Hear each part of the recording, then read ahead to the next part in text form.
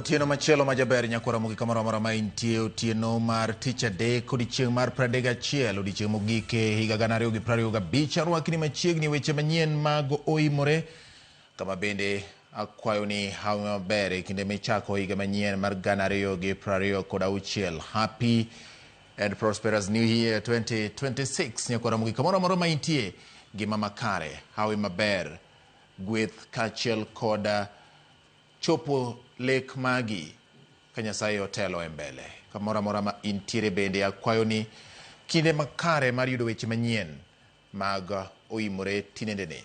Mokwongo wayud thund weche.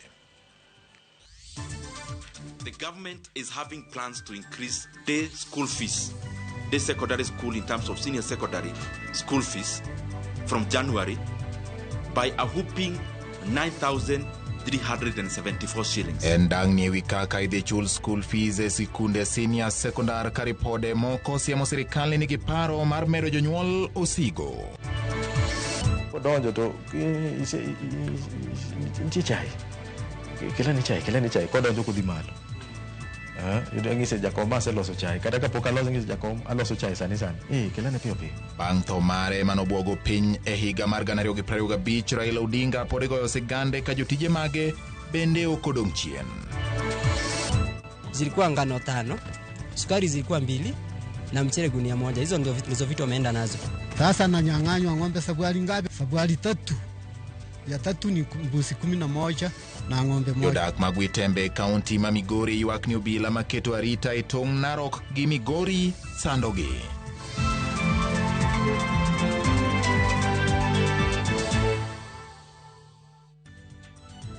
Machini nyakora mogi betulo mar ndiko na nambari 360 na namba marwa mar ote machuok. Facebook en Ramogi TV Kenya, mbui mar YouTube Ramogi TV Kenya, X en @Ramogi TV KE. Bende nyalo weche gi kifollow Facebook page mara George Bati Daddy Cool. Jaloko mara iluongo ni Liz Otieno. Nyinga en George Bati machiegni. Jatend piny William Ruto osingomedo neno ni sirikande oketo maino e loko Kenya ka Uganda oloko higa manyien mar 2026. Ruto golo singo makamano e ote mare mar mochiwo motelo ne higa manyien mar 2026. Owinjane kaka jatend piny oloso. 2026 becomes the year of execution at scale. In this new year, we will complete the Talanta Sports Complex, ready to host major international sporting events, including the 2027 AFCON.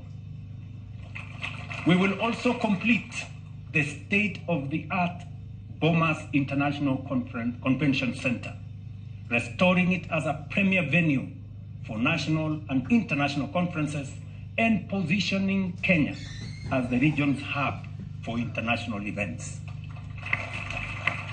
We will accelerate the tarmacking of the 6,000 kilometers of roads already contracted and underway across the country, including the Rironi-Mau Summit Road, which will be completed and open for traffic by mid-2027. I want to state that we already have resources to undertake the feasibility study to extend that road from Mau Summit through Eldoret to Malaba, and from Mau Summit through Kericho to Kisumu to Malaba. At the same time, we will start the construction of several new highways countrywide, as I did announce in my State of the Nation address.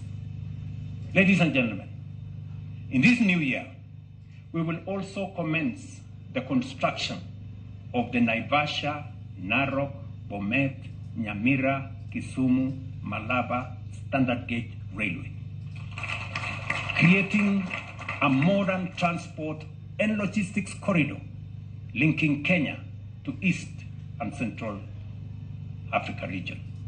Equally, we will launch the Galana Kulalu Dam, whose contract was signed yesterday, and several others as part of the expansion of our irrigation infrastructure across the country, with the ultimate objective of bringing 2.5 million acres of land under irrigation.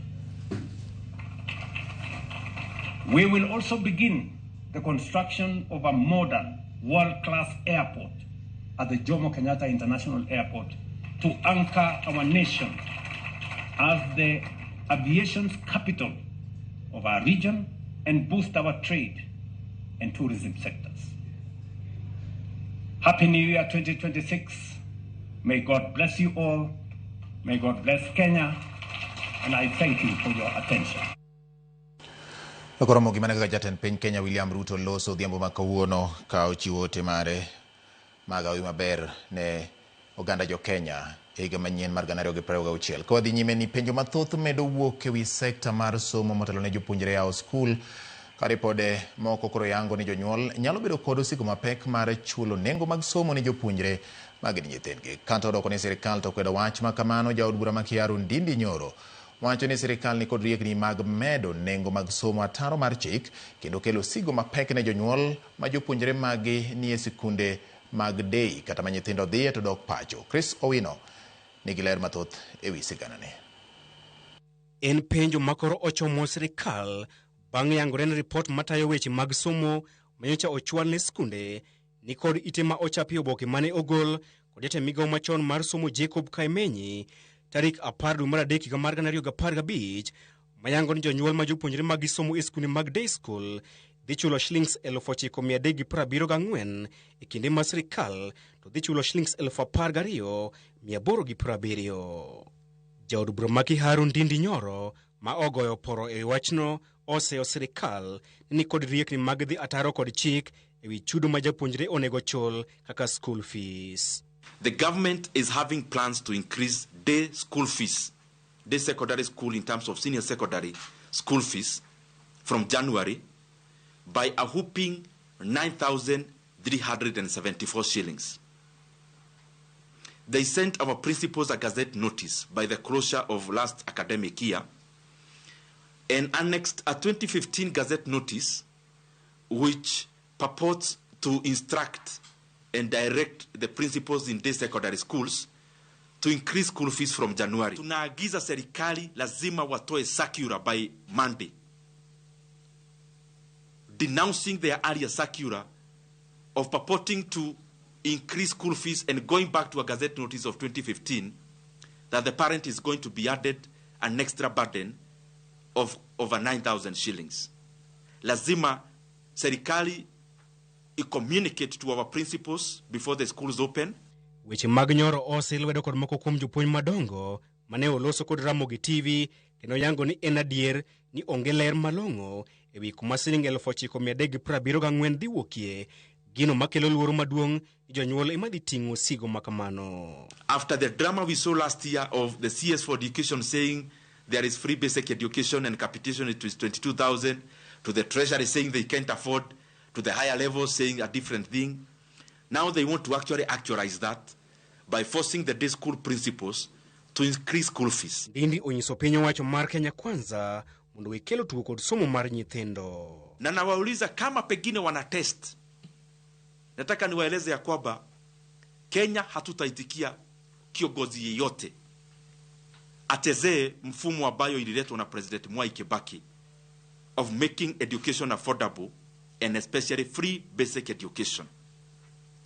Sisi tulipata hiyo nafasi, hatuwezi nyima wa Kenya wengine hiyo nafasi. Korka kore, jatend migawo mar somo Julius Ogamba omako chung' ni onge gima giloko kendo sirikal dhi medo chulo omenda duto 22,000 ne japuonjre ka japuonjre. Geno mar oganda en resruok kod ler malong'o dhi yudore kapok jopuonjre oyawo skunde magi e tam manyien.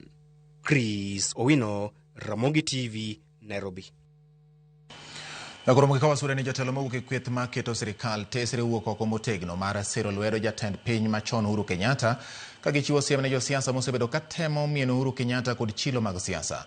Giyango ni jotelo mosedhi e rutaya pacho ka pod ni kod ratiro e bwo chik mathurka mar loso weche ma omakore kod piny Kenya koting'o weche mag siasa. Kaka miwa ler kod Joyce Oduor.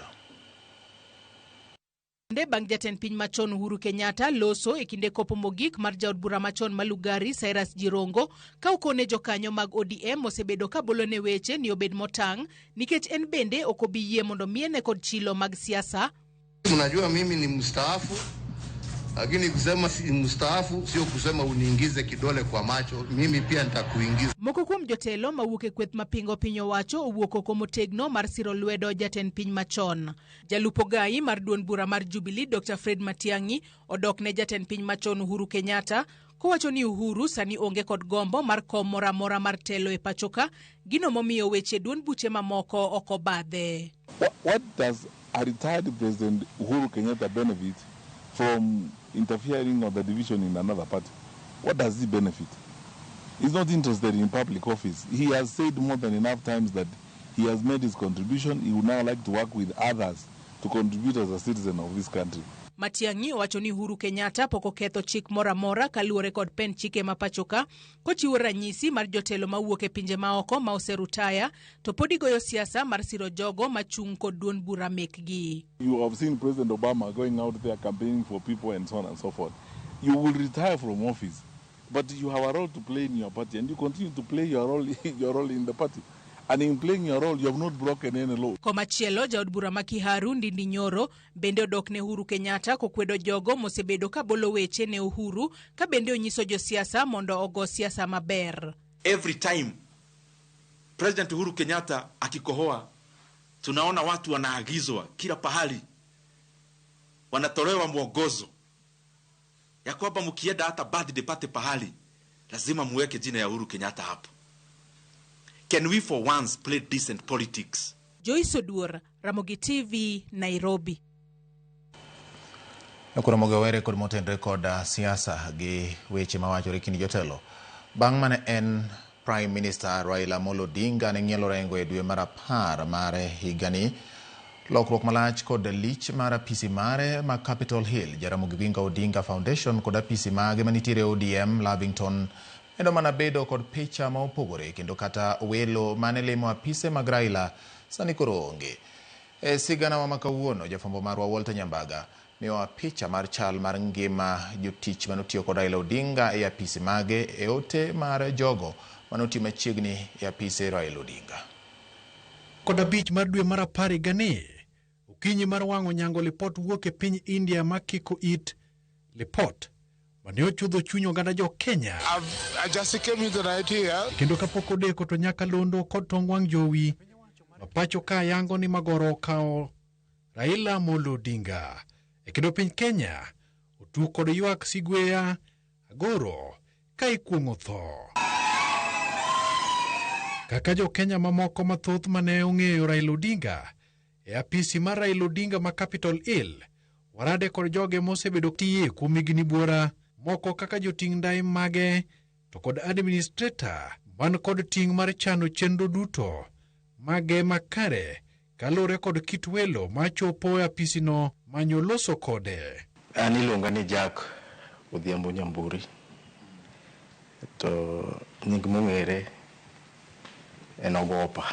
Jacom achako tiyogo 2015 February. Okay. Ne en bosswa nikech en emanondiko watiyone. Okay.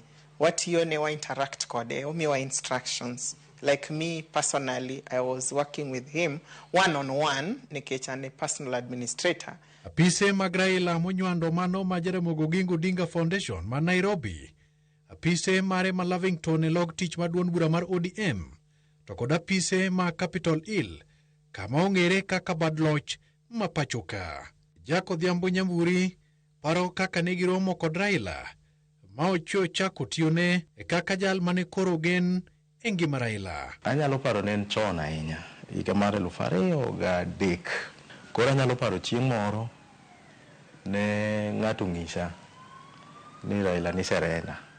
Kaling' matin to aneno ka Raila wuotho gi Ashpal Gai giwuok Serena gibiro oko. To an be kanene ni motieko gi Ashpal Gai mondo donje gache ni.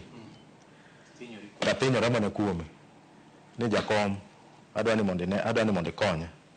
Ting'eno abuog nikech nokiaya to driver to nase wuoyo go ng'eyo. Bodyguard ni bende do kana se wuoyo go be. Koro driver ni temo bodyguard temo ni dhira to kudhiyo no ni gine ne udhira man mono jatelo ne utiyo. Lakini kuna jakom udhira tan bende resist ni okadhi.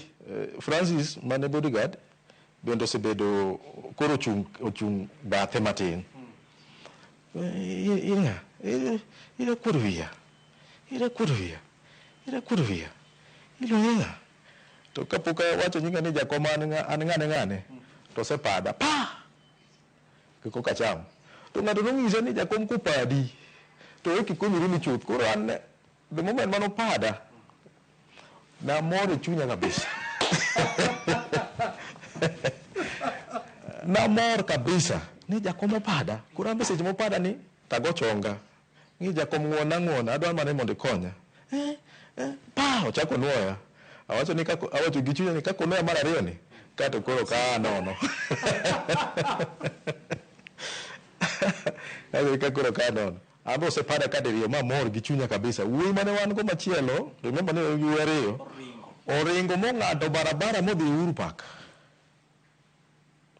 Ngato modhi Uhuru Park anti ngena I insist kena go chongene jakom na ke konya koro de chwadi de jogo go ito kara de ngato go bonde to di wacha nango iro ketho nyinga kata ukaw kitamba to yo wange to donje mtoka iya ne to donje mtoka koro ani ngena wani awacho gichoni yawa to odhi kama kara modonje mtoka ni ungiso Francis mondo yawa na mtoka donji. Kuro seche mo wane wang'eyo ka kuro wago mbaka pado mano pada cha wiyo se wilgo wan wanyeyo kuro wachalo jok moko mane oseng'ere be kuro penja ni iwuod kanye gizo jakom an wuod Awasi Awasi kani ing'e ng'ane to mana ang' nami tich mane angizo jakom miya kata mar ywecho an bora na ayudo ginene bora ni an gi kamoro matimora nade ma chimkadhi ni ke jonyuol na no setho se adonge tabu adak mana gi dana mos ingini wadonjo gi minister to jakomo miya bag ni notingo documents mag Bomas koro kini Bomas ni miyo gi bag ngato kangato motingo koro bag ni atingo to bodyguard otingo gine moro to jakomo telo mbele. Apis Raila ma Capital Inn en apisi ma ji pong'o mokalo to kinde ka kinde nyaka ne yud ka Florence Olang mani kod ting' mar chano chenro duto mag Raila orwako welogo. Jakom is such a down-to-earth person. Koro kana en desk na kanyo to kalo obiro to me chief of staff ochunge to ng'ise ni jatelo meet our new administrator. He just started talking after asking me my name. Iluongi ni nga. That is in Kizungu. What's your name? Kaka no winja nyinga. To penja ni nyakanye tawacho to switch off chako mana loso koda gi dholuo. Yeah, normally ko biro to the guard notifies me ni wan kama waniyo wachegni chopo koro iketo the lift must be prepared. Down there we have to ensure ni onge other vehicle which is interfering with his vehicles and all that. Then when here, because now I'm the last person to his office, then I make sure ni the door is open wide for him to come through. Apisi mane jombetre jotend migepe to kod jotend pinje ne pongo kinde ka kinde mabiro somo rieko kuom Raila Odinga. Wanted a physical diary, and also I have an online Google Calendar. So this online Google Calendar jatelo nigo onene kama intiere gi iPad kasto intiere gi simbe. Koro onyalo access through iPad and the phone, okay? Koro ong'iyo kata koko gochonwa ong'iyo to ng'e maber ni kawuono antiere gi appointment Capitol Hill from this time to this time with the following people.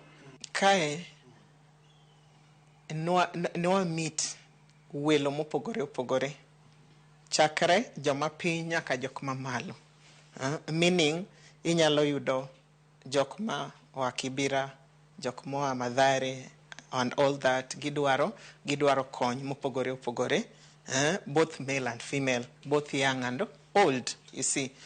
Moko dwaro rent, gidwa chulo, moko giwacho ni gidwa dhi dala, oriemb gi ot, gidwa dhi dala, kaka gidwa tero gige gionge.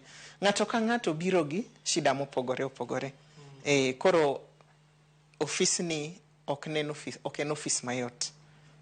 Koro nwaro ko ji duto te. Koro aneno all sorts of people. This office, I've got connections with the presidents. I've met ambassadors. I've met PSS, cabinet secretaries. All those senior government officials, I've interacted with most of them. And in fact, most of them have my numbers. Samori gochoni kata ging'ame kia. Kata mana even people outside the country. Yes. Thuolo malach Raila ne nyalo bedo kod romo kod ji kata ka oponi ne entiere romo mag siasa, to nyaka ne Jack Odhiambo ma bende ong'ere kod nying moro Gopa, mano mar Uledhi, kanie bath Raila kod chondo moro ma oting'o mag ringruok ma Raila ne gayo godo kech. Taronga ng'isa ni jakom koro dwa chako operate ka, to jakom owacho ni mondo luonga mondo akonygi. Koro tij ote, tij chwako chae, tij timo cleanliness mar office, basically like a caretaker. Tawacho ni tija ote, tij chwako chae, tij gi office, bedo office maler. Ka mano office Raila ne nyalo timo ne Raila, ta yie achako kata sani. Pok anene, bende kubiro, seche mobiro ndalono en gi gari adi. Kubiro to dhi ofise malo kanyo, an tija chwako chae tatero ne secretary malo kacha. Otimore kamano but nok obudho ni koro kuma nochunore ni koro kubiro tan manyaka miye chae. E wuodhe mane dhi e pinje ma oko, Jack wacho ni nyaka ne oloso boke mag Raila kendo wuotho kode pinjego, karanyisi en piny Ethiopia to kod Norway. Kodhi malo to nyaka miye chai, bende kodonjo to nitie chai, kelani chai kodonjo kodhi malo. Ng'ise jakom aseloso chai, kata kapok aloso ng'ise jakom aloso chai sani kelane piyo piyo. So motimore kamano nyaka koro wachak wabedo makoro kodonjo to ng'eyo, wanenore, wamosore. Gimiyowa kit kaka Raila ne en ka ochopo e apisi okinyi kokinyi. Jatelo, mood mar ng'ato, ing'eni ng'ama isebedo go, is like ng'ama idak go, ing'eyo kaka en. Ineno ka jatelo biro most of the time ka en normal, en asawo donjo mosowa, ogino interact kodwa. Jatelo nok en just jatelo, nen kaka wuonwa e office ka. En ng'ama norwako ng'ata, kata jok mwatiyogo gi obed ng'ama tin marom nade, en ng'ama orwako ji duto, en kaka nen baba wa e office ka. Koro obiro to omorga seche duto.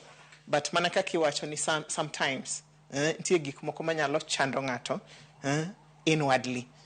Koro like me personally, I would know ni jatelo ni chunye rach koso kama. Kata okawo siling 30,000 tukete lweta. 30,000 ni ndalono ni pok nanene. Wait. Yes. Okay. 30,000. But deep inside my heart, I was so happy. One, abedo gi Raila piny for the first time. Aidho mtoka man gi bandera. Abedo office minister. Ayudo 30,000. Ayudo barua matera Kibit, Kenya Institute of Highways and Building Technologies. One of the best institutions within the Ministry of Roads and Public Works. E apisi nogo ma Capitol Hill, en kama oyangore kaka teko mag piny kod loch ipoge lemo mag piny owacho kendo ichane kaka inyal bar piny. Ka giwacho ni kata barupe madhi e pinje ma oko to kod mbetre Florent, janeno kata jandiko mong'ith mane Raila miyo lai mag ndiko kod kaka chanogi. It's a funny office. Funny in this way. Jacom kadhibiro. It's like the world knows. Yani people just know. Iwe manani ngat ya momoro wacho ni Jacom wuok ka odhi kama obro chopo office sama kama. Ino kilando wako kwa lando ne ji ni Jacom bro biro office chieng machal kama. Koro en office modich maji bire on a daily basis every time iwinjo. So whether Jacom is there or not, we receive people here. Ineno. And ko mi teach to time kako odware no. Sentence must be very clear, grammar perfect, punctuation perfect, kila kitu. And in fact, the first time I took dictation, owacho kendingeno wuoyo, tingeno wuoyo kakolosoga wuoyo gi duol malo. Kasto samoro be okiwinj maber. Koro nyakibed a keen listener, mondi understand gimowacho. And owacho gi at a speed. You're seeing that. There's something which is called shorthand. I've done that. I write at a speed of 120 words per minute. So I could write anything that. Yes, it says. And the first letter he told me to write was to South African president. That was the first letter Manongisa Nandeki. To dictate of head. Owacho tindiko. Ko owacho ko setieko dictate one sentence ongisi niya somane gimindiko. Yes, somane kakindiko. Kendo orudia of head onge kamo somo to is the same thing manowacho mokwongo cha. Word by word. That is Jacom for you. Ko setieko tisomone o hakikisha ni mane gimowacho. Then now go and do it, type it and bring the final document for me to sign. Dweche adek kende tok tho mar Raila Odinga, apisi ni chako dong gunda kaneno nyalija, oganda mane chopo ka kaliewo mondo chutgi rieko. Konygi kod tije, migi kony, to kod lai mopogore pogore, tinde onge. Of course, it was a shock. It was a big shocker. Nekech, we never expected. In fact, week makoro Jacom nindeno, that at the beginning of the week, no, the previous week, ne wan kodeka. No discuss, barupe moko kama moko be no weyo kanyo. En moko tieko discuss, to ngisi ni, iwene awea kama weno. Okigo le mesa.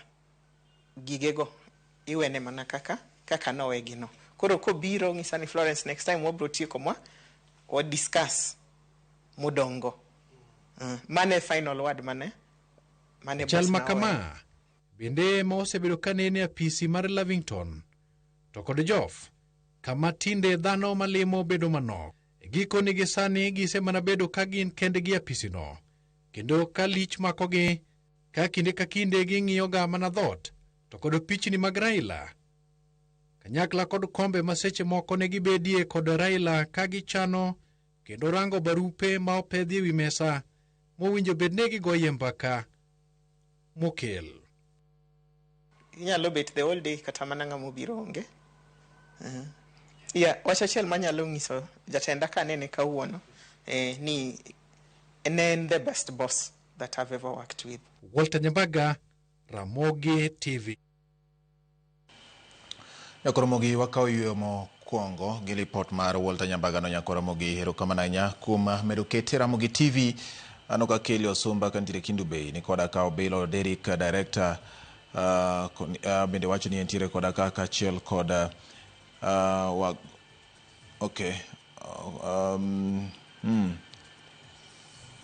anoka ji penjo chenro mopogore opogore bende ng'isa ne gintiere ka gikwayo hayo maber mari ga manyien kotende gi weche ma koro sani oganda medo lose. Wilberforce Otieno wuod North Kenya Mkago ng'isa ni erokamano nyaka untiere kod Nyargot Osimbo akwayo hayo maber mari ga manyien ne joka Owaga duto te ka otengi kod jaduong' Odendo Owaga kod jo North Kenya Mkago kamora mora magintiere erokamano kanyo Wilberforce Otieno wuod North Kenya Mkago. Makamu bende ng'isa ni bati Amora ahinya nikech Nyasaye osekwang' kodwa mwachopo ka. I wish jo asere ma jo Ugunja happy new year.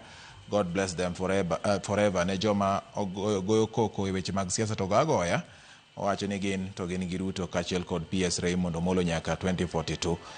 Mano makamo mejo kwiri udalego ka ugagi wacho ni hawi maber ahinya. Ramogi TV neno maler ka ugagi ka kendo wayudo weche duto milando yo makare. Erokamano ahinya ne Ruoth Nyasachwa kuom chopo kodwa 2026 ka koro wang'ado. Wakwayo hawi maber ne jotelo duto Masia kotelo gi Gavana Orengo mondo Nyasaye omed telo negi gimed tiyo tije makare. Karo Serena Nyaboro erokamano ahinya. Aneno ka bende sa director Dominic Akugo Guduriri bende ng'isa ni bati hawi maber mar 2026 ne joriri duto te koganda jo Migori duto gi Kenya mangima. We mondo ka uyuyo gi kanyo kadugo poran gi mathoth ma en Ramogi TV.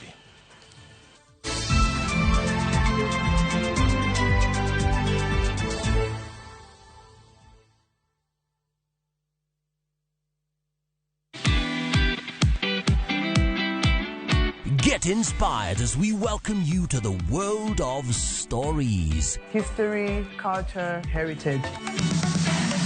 Afrimax brings you stories that turn dreams into reality. Stories designed to connect you with people and give a glimpse of African sounds. Definitely good. Watch these intriguing stories of Afrimax only on Viusasa. This is where the magic happens.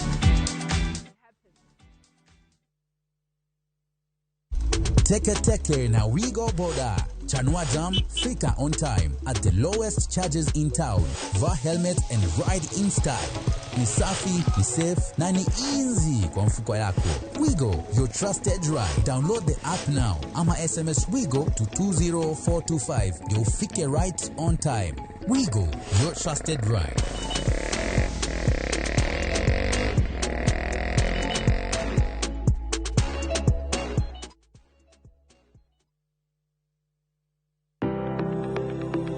Ringreni wuoyo, to be ichiko iti, en aonda, rem mora, en ranyisi ni ringreni wuoyo kodi, e penj laktar, walero weche ma ringreni temo nyisi, ka wakelo ni paro mag jomolony. To wacho ni mondo mibed gi rageng' maber nyaka bed ni chiemo makare, nikech askeche gi iloso kuom chiemo makare michamo. Paro manyalo reso ngimani. Kochopo kar food allergy kae, to kinga ma del ma ng'ato chako gore gi chiemo mochamo. Kod weche mag thieth mayudore achiel kachiel kuom joma olony. Nyalo bedo ni ng'ato nigi ratil man malo. Koro konyono to onyono to choke cartilage ka toyore konyono nikech ratil mare man malo. Mano nyalo miyo bende ng'ato nyalo yudo arthritis no. E penj laktar gi Ruth Otieno wuok tich nyaka tich abich sa 12 odhiambo mana e Ramogi TV.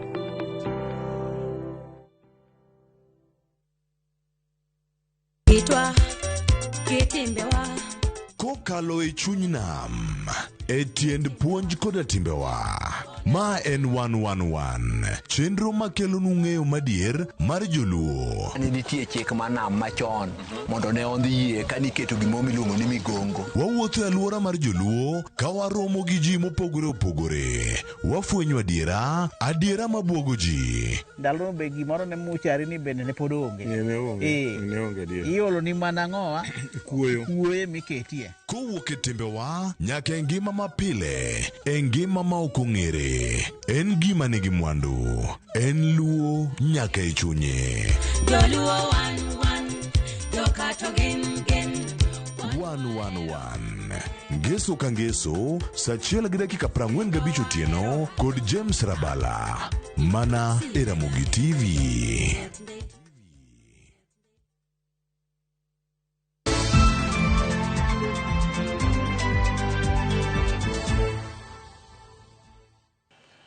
Machiegni kendo nyako Ramogi bang' wuok yweyo wadhi nyime gi weche manyien. Ka wang'iyo motenore kod weche ma dhi nyime nyako Ramogi kendo wang'iyo ma omakore kod kaka reporters magwa bende osebedo kata jogo picha magwa osebedo ka ng'iyo kaka chandruok magikaloe e kinde ma samoro gitiyo tijgi nyakwaramogi.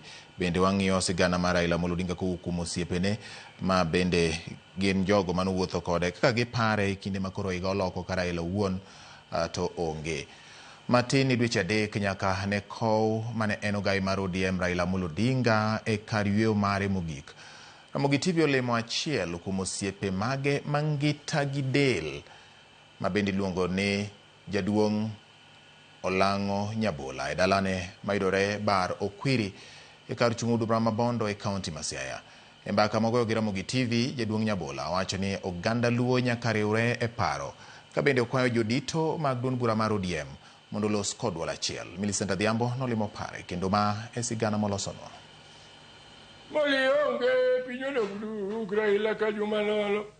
Osebedo jamirima kod achiedh nade tok lal mar osiepne. Japuonj Olang'o Nyabola en achiel kuom jogo mane ma osenindo Raila Amolo Odinga ne winjo pachgi ahinya. Mono ng'amano ika kama goro luonga bud bonyo guno gele bud pithila koro ya. Matin ne dweche 3 tok kuyo kod midhiero mane okwako piny mangima kaluwore kod tho mar Raila. Amolo ungluwa ne gikom sama jony. Walemo Jaduong' Nyabola e dalane mayudore Bar Okwiri e kar chung' Od Bura ma Bondo. E kindeni weche osebedo maliet e piny Luo ka penjo maduong' osebedo ni bende nitiere ng'ato manyalo rwako wuoche mane Raila oweyo e oganda Luo.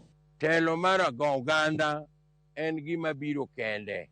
Tige ole gi juogi magole go dak e wi got Ramogi. To gipor na kuom ng'ato gi sama wan go ni Raila chadi tiek dweche 3 kelosani. E weche siasa, Nyabola nodiro lwete ne weche mosebedo ka fuong'ore ni duond bura mar ODM nyalo barore. Owacho ni ODM pod otegno e bwo tend Dr. Oburu Oginga. Nonyiso joma laro bedo nyangile mar oganda Luo e weche siasa mondo osiem ne jopiny gik magisetimo manyalo miyo gilose lo oganda. Direction mar Luo ok ni nono nikech pod yo oketi Nyabar. Molo nyadundo ni kuro manyinge moro uluongo no Buru. Gima wacho ne jo ODM ang'e Raila. Agreement duto gi weche siasa mane Raila timo manotimo mane poyo Buru onge. To mathoth to negi timo go Buru kanyakla. Nyabola nogolo siem ni pogruok malimbo e piny Luo sani nyalo miyo oteku mag siasa mar piny Luo dog piny kochwalo ote makende mar achiel mar oganda. Nowacho magi kosiemo ni riwruoge mag siasa ma Kenya ma Masawa kod hoho mar okak nyalo biro riwore gi mbi mapek e yiero mabiro makaw loch ka joluo okotang'. Ae uru joloka maloka koni, ae uru joloka maloka kocha, ae uru to ka unu pogru ti awachonu ni ng'at ma notigo mondo nobaru to unu bedo masumbni mar joma moko nyaka chieng' Nyasaye noduogo ompi. Kanomedo loso e weche mag siasa mag piny Kenya, Nyabola nowacho ni winjruok mar sirikand manywanda broad based en mana mar kinde machuok. Ojiwo ODM mondo tigi thuolo ni e goyo machiemo kaka ginyalo biro siko e piny owacho mondo kik muonygi e lwasi mar siasa. Raila nyong'eyo noseol to nyo dwaro ni wabuor kamoro nyaka 32. Wabuor e odni ema wantie. Wabed jomodembre, wabed joma katindhuno to wasuda ok waywagi kendo wakun. To wang'ni odni kik wawuogie nono ma ok wanyabawae gi teko mar goyo dalawa wawe. Magi wuok e kinde maliet mar siasa. Ogoyo tach e duond bura mar ODM e wi laro telo kod mbi jago ma winjore chiw lai mar siasa ne joera mag duond burano kaachiel kod thuolo margi e sirikand broad based. Nogolo duonde e sama kweth mag jotelo mopogore osebedo kadiro weche koni gi koni kodwaro mondo koro jotelo opar weche magiwacho kendo gigo kwan e wi kaka ginyalo biro bedo e sirikal mar Kenya bang' tho mar Raila Amolo Odinga. Millicent Adhiambo, Ramogi TV. Manaka osiep Raila iduong nyabola oloso ka gomba ka Ramogi TV wi ngamane Raila en giote mare maduong mare ro kada achiel mar Uganda. Ka were kod mago ni nyakora Ramogi kinde ka kinde ma ineno tipo ma waketo ni yamo. Jogo ma ithoro neno gin wan ma wakelo ni lendo gi achiel kod reporters magwa makolo tiend weche ma wakelo ni. Kata kamano dibed makare kakuri bedo kod ng'eyo ni e tok picha ma ineno go nitie jofwambo ma tijgi en mana goyo picha kendo mako weche kapok gimiyowa mar tiyo kodgi. E thuloni ma koro waloko higa manyien, jogo picha magwa mag Royal Media Services mamako weche ne Ramogi TV, Citizen TV, Nuru TV kod bedewa mamoko nyiso wasigana mar kaka ne gikalo e matek e kinde mane sirikal rakore gi mosenindo Raila Odinga e ng'anyo to kod pek mamoko ma bende giseneno e kinde magi mag tich ka gin e pap.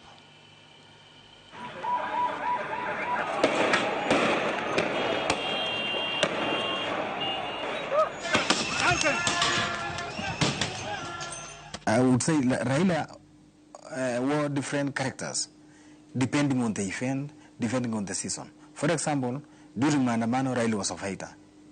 During a youth conference, Raila was a motivational speaker.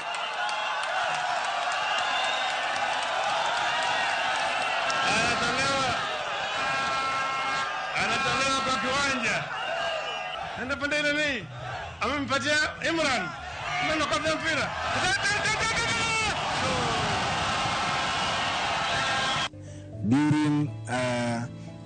During probably some ceremonies, he is also an elder.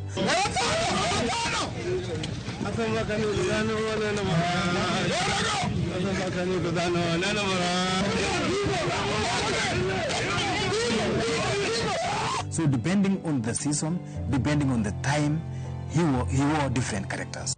Mimi kama mpiga picha na pia mwanahabari nimeweza kushuhudia mikutano mingi ya Raila Odinga ama baba kama tulivyomfahamu sisi pia kama wanahabari, na nimeweza kukava mikutano mingi ikiwemo maandamano, mikutano ya press conferences yenye alikuwa akiitisha.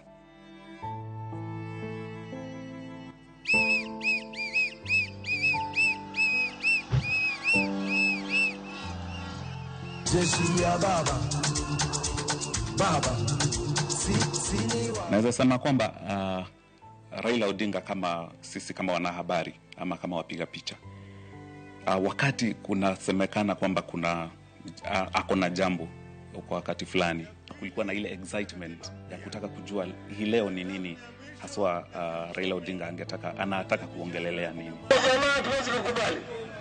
Tutaendelea mbele mpaka tume ya Isaac Hassan na wenzake wameenda nyumbani. Lakini kusema ukweli, ile iliyokuwa ile kwa kizungu inaitwa mother of all protests yenye mimi nakumbuka kwa kindani kabisa, yenye najua Raila Odinga aliweza kushiriki ni hii yenye kwa hii picha unayoitazama hapa. Nakumbuka ile siku mimi nilikuwa uwanja wa Jacaranda. Procession yetu ilianzia Capitol Hill, ilikuwa very peaceful, chill morning. Nakumbuka vizuri, paka tulikuwa tumejivalisha zile magwanda, alafu tumeweka vile vitu zetu za press, paka tukapiga selfie. Hiyo ndio kusema hii moment tulikuwa tunakaa journalists wenyewe kufanya shughuli, kwa sababu hiyo time tulikuwa tumelimbiwa leo itakuwa siku ngumu sana kwetu.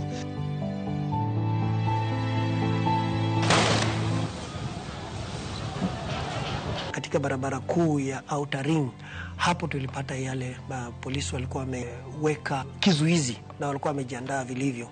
So pale ndio tukaanza kupigwa na ile vitu wa machozi, maji tukimwagiwa ya pilipili, na pia wengine wao walikuwa wanapiga risasi. So wakati huo sasa tulikuwa tumevumilia kwa hiyo gari, tukisimulia, tukipiga, kwa vile tulikuwa tunapeperusha moja kwa moja. Sisi tulikuwa tumejiandaa na kamera 3, moja ya Moses Mwakisha ilikuwa nyuma tu ya gari ya Raila Odinga ya hayati, alafu yangu iko mbele ya gari yake, and then kulikuwa na mpiga picha mwenzangu Gitonga ambaye alikuwa kwa ile footbridge, ile daraja ambaye watu upitia hapo. Sasa yeye ndiye aliweza kutupata sisi tukiweza kupata hiyo mashambulizi ya polisi tukipigwa. Kukava Raila ni kama ile simulizi patanishi. Kuna furaha, wengine wamekasirika, wengine wanalia. Manake tukiwa hapo Kware, kabla tujafika Kware, watu walikuwa wanatoka kwa manyumba wanamwaga maji, kimwagilia watu maji kupoza ile mioshi ile ya tear gas ile. Sasa mimi kufika hapo naona mwenzangu mbele, nikiangalia naona moshi. Nikamwambia mwenzangu mwenye nilikuwa naye kwa hiyo gari tukifuata Raila, ilikuwa ni Alfred Cheriot, mpiga picha mwenzangu. So nikamwambia, ndugu yangu, mbele mimi sioni kwa sababu naona giza. Hata nikifungulia nikiweka ile wide shot naona tu giza mbele, sioni kitu. Ngamwambia ni kama mbele kuna shida. Kidogo nikaona mwenzangu ambaye ufanyia alikuwa anapigia Raila Amolo Odinga picha. Nikamwona akitoka kwa moshi na kamera yake. Nikajiuliza, sijawahi ona Emmanuel ana badala ya kukaa na mzee anatoka akikimbia. Nikajua hapo kuna shida. Mmoja wetu mpiga picha akasema turuke tusiruke, lakini ikabidi sasa tukaanza kuruka moja kwa moja. Lakini watu ambao walianza wa kwanza kuruka ni wakati walipiga ile vitu wa machozi, ikapiga ile kio ya gari, ikaingia ndani ya gari, ikalipukia ndani ya gari. Sasa dereva na ule alikuwa anaongoza hiyo gari alikuwa amekaa upande wa kushoto, alafu na DJ Spider alikuwa pale ndani. Niliona wamefungua mlango na kutoroka mbio. Mambo sasa ni kuproceed straight. Bado kuproceed hatuwezi enda mbele. Kulikuwa na nini, bari ya polisi, kuna hiyo flyover ilikuwa hapo, na kulikuwa na kanta. So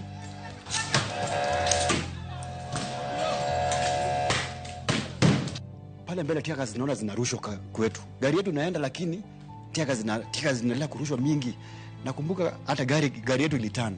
Hiyo gari ya kwanza ilitani ya polisi, ikabaki sasa sisi ndio tumebaki mbele.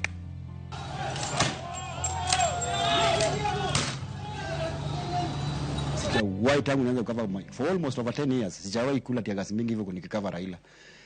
One of the journalists alikuwa sisi pale juu kwa gari tulikuwa station kama 4-5 hapo hivyo, main stations. So kuna journalist mmoja alikuwa tiagasi zilikuwa zinarushwa mingi, aliweza akafaint. Vile alifaint, sasa mimi nilikuwa namshikilia, at least namwambia jamaa jikaze, tunafaa hapa tutatoka tu. Kumbe time tunajaribu ku gather confidence sisi wote, tiagasi zinaendelea kurushwa. Na nilisikia tiagasi imerushwa, mimi nilisikia tu kwanza nimepigwa pap,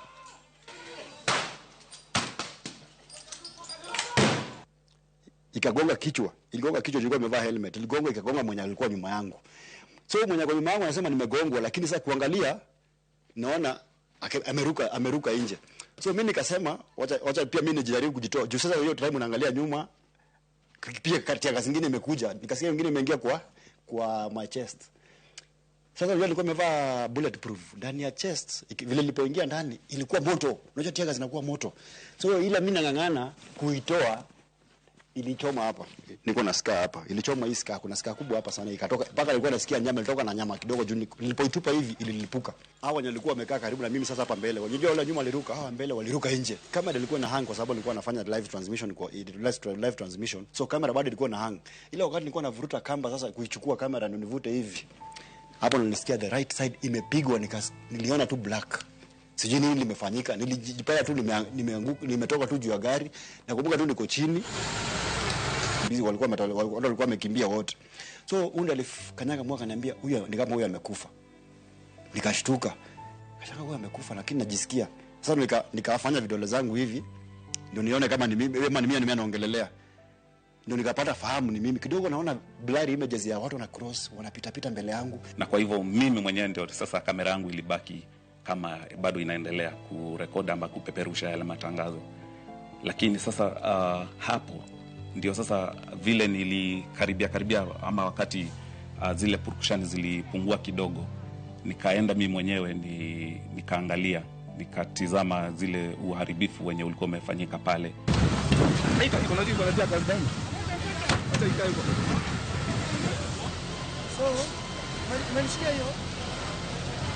Nikaona kamera zimeharibiwa, zile vifaa za kupeperusha zenye kwa kawaida tunaziita live views pia zilikuwa zimeloa maji, na kuangalia hapo chini ndio nikaona mwenzangu Mauritius Odwor pia ameumia. Mwenzangu wa station ya NTV Eric Sinta wakati ule pia nikamuona alikuwa ameumia hapa, alikuwa anavuja damu kutoka hapo, na ni kama aligongwa na kile kitoa machozi hapa kwa uso wake. Na kwa hivyo jambo la kwanza lilikuwa pia mimi ilibidi nichukue hatua ya kujua vile pia wenzangu wataweza kufikishwa ama kupata matibabu ya haraka. Na kwa hivyo hapo ndio mimi nikaendelea na kazi yangu ya kupeperusha, kwa vile sasa kuna kamera ingine ilikuwa imebaki. Na kusema ukweli, mimi sijawahi kuona maandamano mengine yenye Raila mwenyewe aliweza kufika mwenyewe na kutoka wakati ule. Ilikuwa tu ile tunasema ya kukata na shoka.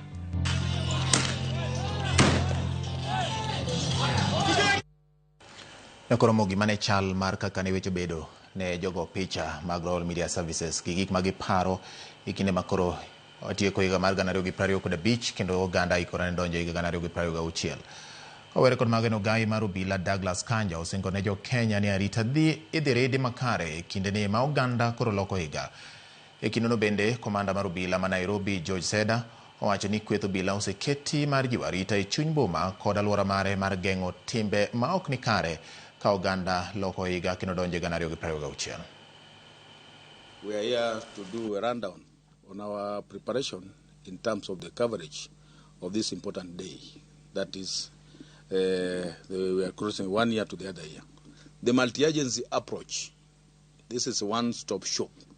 All agencies of security are all deployed, from intelligence, the DCI, the General Service, the APS, and all others, the GDs, we are all there. The slums are not also forgotten. The River Road, we have got people. When we go to Globe roundabout, we have got people. The Kamkuji roundabout, we have got people. The Chona Banane, we have got people. These are the bus station, we have got people.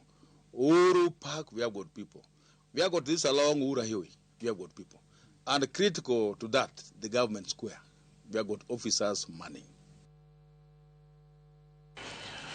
Nakoromo kikakori kwano mana seche to oganda loko higa kendo donjo higa manyien mar 2026 jopiny ni kod paro mane ewi higa makoro rumo ni to kod geno magin godo e higa manyien mar 2026. Owinjane gima jopiny to wacho. Mane Raila Amolo Odinga gi President William Ruto chwe koke pok gibedo implemented in totality. Koro gima wakwayo en ni kwadonjo higa 2026 agreements manotim kapok jaduong' otho obed honored 100% nikech mane higa ma wan godo mogik ka wadhi election. Koro wan gi a lot of hope kaka jo Nyanza, wan gi a lot of hope kaka jo Kisumu ni President William Ruto biro kelonwa dongruok mowinjore. Wabed a prayerful nation 2026 ka nikech wadonje higa mar siasa. To siasa oting'o weche mang'eny. Ineno kaka sani malumbano ng'eny. Jaduong' nowewa. Tineno ka odwa mar ODM ni kwe onge. Makata koro wan jopiny wa jogo kura koro wakia ni wachem kanye. Ng'ani wacho kama, ng'ani wacho kama, ng'ato be kowuok kuota muoch gi mare. Kora wakwayo mokwongo ni odwa mar ODM ni mondo kwe obedie, jotendwa obed kamoro achiel, giwuo gi dhok achiel, giwinjre mondo gimiwa way forward moriere. Wasebedo a people united all along, wan kaka oganda mar jokanyanam. To sani aneno ka pogruok moro dwa wuok e kindwa, ma ng'ani ywayo koni, to ng'ani ywayo koni, to ng'ani ywayo koni. Pogruok no bro hinyowa mbele kae. Wasigu bro donje iwa to bro yudo kaka gowa. Kik wayie mondo pogwa wan oganda jokanyanam, wabed kamoro achiel. Somo wabedo gi manyien to nyithindo manyotimo penj sani obedo gi bagni mang'eny, lakini wang'eyo ni higa manyien ka gidhi donjo e sikul mar senior secondary to bagni mang'eny ni dhi bedo gi lai moro moriere, nikech sani kaka iketo gi sikunde obedo gi tabu. To wang'eyo ni kwa donja ni Januar to gidhi donjo e lai moriere ma grade 10 no omak mach kako onego maki. Mar ariyo bende e idara mar somo no bende ageno ni jatendwa William Ruto biro nitie jopuonjwa mondiki e yo ma mokayanga, mondiki e yo ma iluongo ni interns, yo ma kojolo. Koro wakwayo kaka japuonj wakwayo ni mondo mi jopuonjgo kinya ndikgi permanent, nikech sani ochumi kama entie piny otwe leso ma pesa ma japuonj yudo e yor kojolo no ok en pesa manya rito ngima ng'ato maber. Gi joma somo kapo ni basari no nyalo bet ma ok ogole to onego bed ni giwinjo ywak ng'ato ka nyingi obiro ni gino chopo gifuatilia ni to ng'ama ywak ni gino okochopo ni sikundi cha ang'o motimore, nikech an ning'iswa ni chulo through post jo posta go emo delay go gitemo fuatilia, ne gifuatilia ma ok nyathi oyudo. Sani gidok school an gi arrears akia kaka dhi timo mondo ging'ie this commission mar SRC osenyo joma nie formal employment ma Kenya timna slight of improvement joma tiyo mondiki nya winjo maber, nikech jogi duoko piny chien. Sama onego bed ni miyo jotich mshahara gin giduoko piny. Koro anyamna gomba ni 2026 obed gi tich maber maonge ywaruok kendo ma ji tiyo mokwe ma ji thiedhre mangima. 2026 I expect ni joma wacho ni Shaukti ker oseloso chenro mang'iso ni karomo higa manyien Shaburo tiyo osiptende te mag sub county gi county hospitals. Kaso be wakwayo ni 2026 wakwayo jotelo magwa mondo waket Kenya obed gi kwe kanyachiel maonge koko gakweda mondo mi piny odhi mbele. Piny dak gi kwe, piny koko be ma koko nitie onge dongruok. Jodak e gwenge mag Gwitembe sub-county ma Kuria East mayudore e tong' mar county ma Migori kod Narok ywago sand ma giyudo kawuok kuom obila ma oketi e tong' counties ariyogo mondo otiek dhao ma osebedo e tong' counties ariyogo ma itudo kod ywaruok e weche mag lowo. Jafwambo marwa ma Migori Jojuma nigi mathoth. Kata bed jodagwego mag Gwitembe sub-county ma Kuria East e county ma Migori yando osebedo ka koro ywago rochruok mag arita kwe e tong' county ma Migori kaachiel kod Narok ma ikelo kod ywaruok mar lowo ma osekawo higni moloyo 3. Giwacho ni moko obila bende nyaka sani koro oseketi e gwengo mondo koro kelnegi kwe koro kelonegi lal molo kata ber. Meingiliwa na askari wa serikali yetu ya Kenya kwa kuwapiga na kuwabora. Wamebeba kutoka kwa maduka, wamefunja na kuumiza watu wengi zaidi. Na katika sheria ya Kenya tunaelewa kwamba serikali inastahili kuprotect mali ya wananchi. Jodagi mag Gwitembe wach ni moko mobilagi sani sandogi kendo mayogi mwandugi kar mondo koro migi arita makare. Nitiere moko jodak mag Gwitembe mawacho ni moko mobila majendeke osebedo ka koro monjo kuondegi mag ohala kendo kawo mwandugi kod achuna ka moko moganda bende ywak ni moko mobilagi kawo nyaka jambgi kod achuna. Wamechukua makondoo kama makuku, wamechukua manyumba, wamefunja. Mimi peke yangu hasara yangu ni pesa ambayo wamenitolea, kama ni pesa ya shilingi 50. Zilikuwa ngano 5, sukari zilikuwa 2 na mchele gunia 1. Hizo ndizo vitu wameenda nazo. Sasa nanyang'anywa ng'ombe sabuali ngapi? Sabuali 3. Ya 3 ni mbuzi 11 na ng'ombe 1. Paul Kibiriti mnachiel kuom jodak mag Gwitembe wane gisebedo ka gichiwo ywak ne tend arita mondo koro resgi to onge okang' malong'o mosekawo kod piny owacho.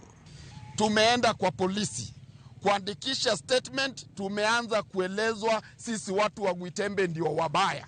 Ni wapi imeandikwa hawezi patiwa OP wakati umeumizwa? Kwa sababu sisi tunatenda kwa heshima ya sheria. Tumeambiwa watu wawili waweze kuandika OP peke yake, na zile nyumba wamefunja ni nyingi, mbuzi zile wamebeba ni nyingi, vitu zile wamebeba ni vingi mpaka kuku.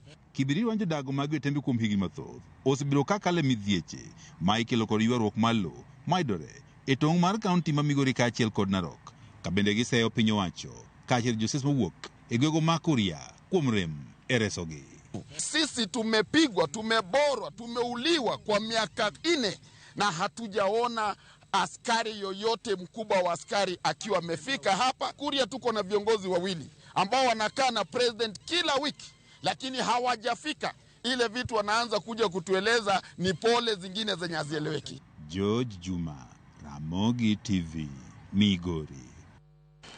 Koromogi wadwane wakawiyeo machielo dakika 57 bang' saa 3 marutino weche manyien mag imore Ramogi TV, weche manyien mogik mag imore higa 2025. Erokamano kuom yiero Ramogi TV. Aneno ka Mr. Kenyatta Ochieng, principal Magot Rateng Secondary School Kabondo kocha, wacho ni jonyuol gi jopuonjre omed mana ikore ne school gi riyo mar loko higa makiny. Kwayo bende jonyuol ma nyithindgi oluong Got Rateng bende mondo bed thuolo mar kawo bokgi school kanyo tarik 2 mondo giyud yot e kinde ma gidonje school, kata ka gidwane gilalre yo mora mora gitelo makanyo. Pochgi pak kuom timo mano.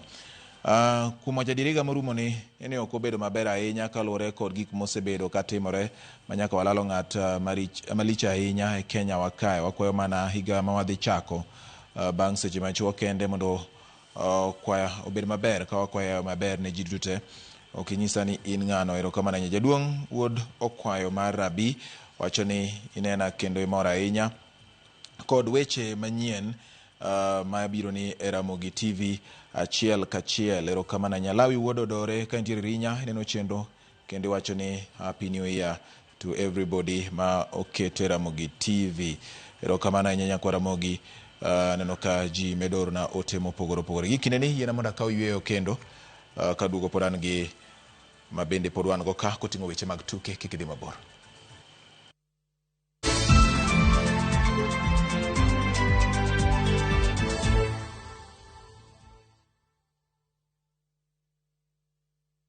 Are you a Kenya government civil servant na uko na ka emergency? Maybe your child is sick, rent is due, or unexpected trip came up. Usijibox kwa noma. Borrowing on MyMobi is now upgraded to a whole new level. Forget that old story of filling out forms or waiting for HR to approve your loan. MyMobi is now instant self-approval. Simply apply for your loan, enter the code sent through SMS to approve the loan, and the cash hits your M-Pesa instantly. Sasa, hakuna mambo ya payroll imefungwa. Sort noma zako anytime, any day. Whether it's a weekend, holiday, or the middle of the month, MyMobi is open 24/7. Dial *531# and get up to 20,000 shillings to sort your emergency. Repayment is easy. Pay early via M-Pesa or let it be deducted from your next payslip. The choice is yours. No paperwork, no drama. Ni wewe tu na simu yako.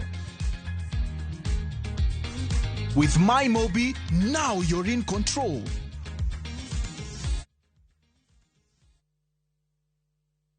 Chakre dona mlulwe, nyaka enderni mag boma maduong'. Pesa ka pesa nigi sigande. Kae en kardak mar joloko hala. Growth wa mostly bedo attributed to consistency and hard work. Kokalo kuom jo ohala manyiso rieko margi e ohala mopogore opogore. Gima nyaka ikuong ing'i en location kamidwa kete dukano. Wapuonji timo ohala okang' kokang', kaka ilose, kaka ipidhe modongi, nyaka kaka irite mondo odagi. Siri mar business wane gimomiyo osebudho kabisa eni itiye gadier. Kae, kama timo gik moko gi kinda, romo gi rieko, kod lek mabedo adiera. Watemo choko artifacts mag luo, to watiyo kod gas decoration e ot ka. Ohala gi mwandu, gi Cleophas Oluoch, tich ang'wen, saa 1:45 otieno. Kik bai.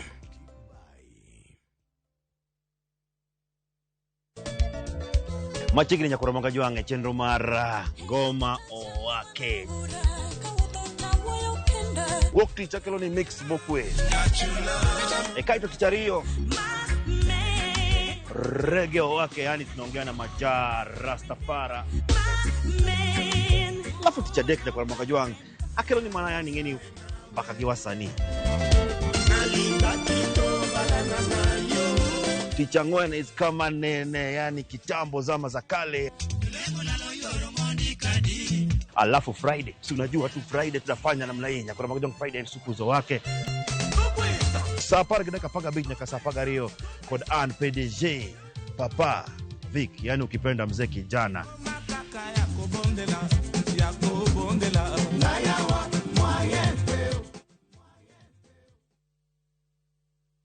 Tutabaki hapa duniani sisi tumbe manyuki tilamo mamulo chuny kae kama wach bedo e mangima kendo thumbe duogo chuny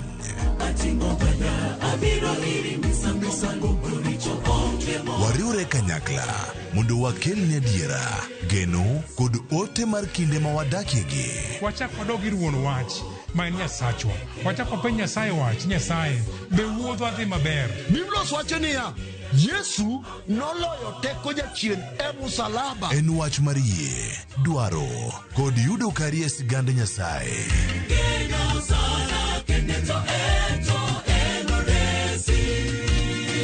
Injili ngima, sabato ka sabato, sari okinyi, kik bai.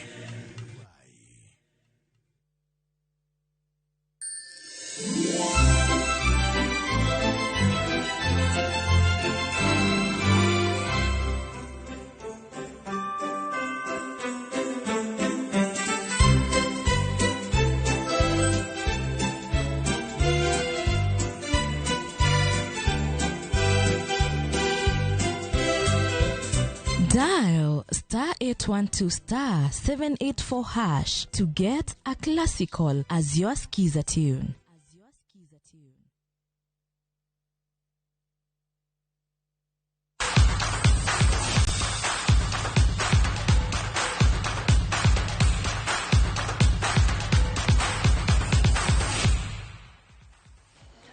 Machini Kenya koro donjo weche mag tuke nyakoro mogi kaka yor gengruok e kinde monj mag maundu. Wakeni e kardak ma Kariobangi sani koro donjo e tuke mag taekwondo mamiyo gilony manyalo konyogi geng'ore kaponi jo maundu omonjogi.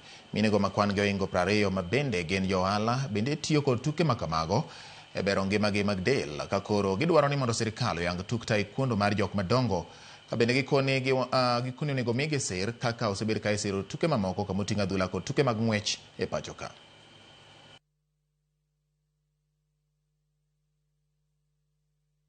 Vijana ambao wanapora watu wanaweza kukupata kwa barabara wakupore, na kwa vile sisi wengi wetu ni wamama wa biashara, tulijiunga na hii kikundi ili tuweze kujifundisha self defense. Tuliona tulikuwa na pressure, sukari nini, mtu ako na mafuta. Saa hii tangu nikuja hapa nimepungua sana. Nasikia mwili iko weak, tuko na mabiashara. Mtu akikuletea shida unaweza jikinga. Katika nchi yetu ile mchezo naekea sana unachukuliwa kwa uzito ni kama football. Juu ukienda sana unapata football ya wazee, lakini kwa hizi michezo mingine inakuwa ni ngumu. Hichi ndicho kilabu cha kwanza cha wamama cha taekwondo, na ningeuliza kama serikali inaweza shikilia hata hizi michezo zingine ndio pia wamama waweze kujikuza, juu hatuwezi kaa tu mahali moja kwa football na kuna vilabu zingine.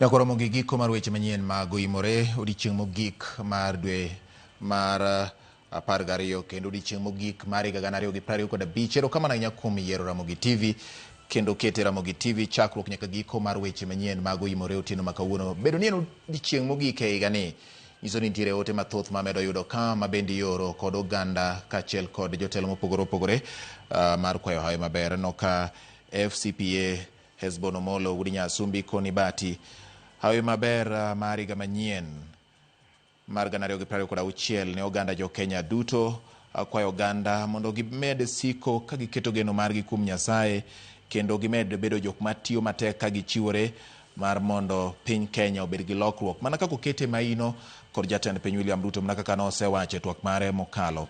Hawi maber mar 2026 ne oganda jo Homa Bay duto te kamoro amora magintie, oganda jo Nyanza duto kaachiel kod oganda mamoko mantiere piny Kenya. Mad Nyasaye migi ngima, chir kod mor e kinde michako higa manyien mar 2026. Erokamano ahinya FCPA Hesbon Omolo, in bende akwayo ni hawi maber mar 2026 gi ngima makare. E kinde mwadhi nyime aneno ka Leila from Kabondo wacho ni happy new year to all Ramogi fans. kabende Rashido Kumu wuode Nyati Kenya Kweri nyisa ni awinji maber ahinya kini mos na jonyuolna kamora mora magintie mondo Nyasaye omed tayogi kendo omed ritogi. Kang'iyo kanya Kwaramogi jok mabende medo ndiko na ka boy kowuok Migori wajina ni kanyo yo makare kendo mora ahinya kod weche manyien kaka ukelo. Happy New Year in advance. Robling Ngoje wuod Nyateke bende ng'isa ni Bati Happy New Year in advance.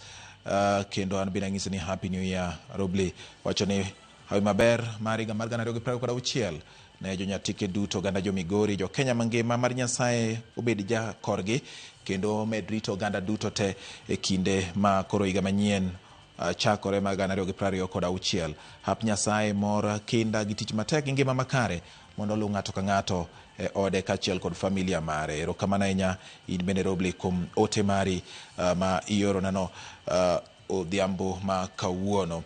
Anoka Consilio Ndiek bende nyisa ni Bati poch gi pak ni Ramogi TV kuom kelo weche ong'ith kendo maleo e higa mangima.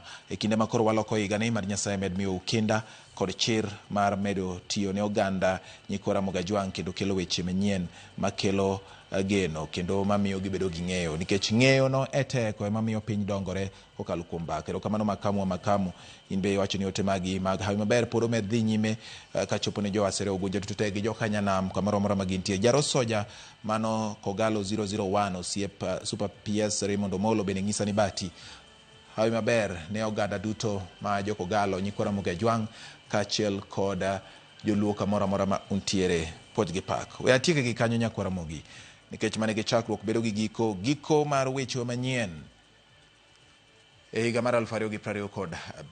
Elo jolendo duto mag Ramogi TV jatendwa Jay Bonya jochung weche Ken Muga kachiel kod Jael Lieta reporters wa duto kachiel kod jogo makelo ni weche manyien achiel kachiel ami poch gi pak kuom bedo kodwa e higa mangima kendo miyo Ramogi TV rieny kin televisen mamoko mapacho ka kod pinje maoko bende. Ka okin to samoro de ok wachopo ka nikech in wami poch gi pak kami maua magi gi thulo ni. Erokamano kuom dialo Ramogi TV e higa mangima. Erokamano kuom bedo jalo maketo wang'e kendo chiko ite e weche manyien gi chenro mamoko duto mag Ramogi TV. Happy New Year 2026. Eloya mosebedo kasiro wa kabende jago picha magwa, director magwa kachiel kod yaduto mani kiru mar ariyo mar keo weche manyien gi gin bende poch gi pak. Happy New Year 2026. Kuom kinde duto nyakwa Ramogi jaloko mara osebedo Liz Otieno, nyinga en George Bati. Happy New Year 2026.